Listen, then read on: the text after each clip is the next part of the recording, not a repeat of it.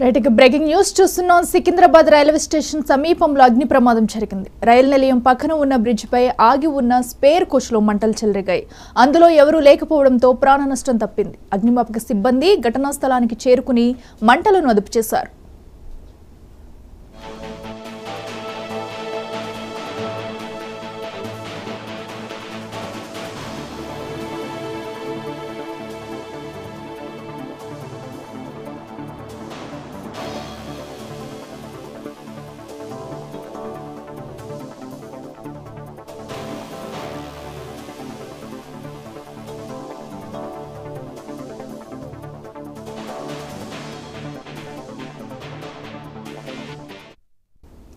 Secunderabad railway స్టేషన్లో సమీపంలోని అగ్ని ప్రమాదం జరిగింది. రైలు నిలయం పక్కన ఉన్న బ్రిడ్జిపై ఆగి ఉన్న స్పేర్ కోచ్లో మంటలు చెలరేగాయి.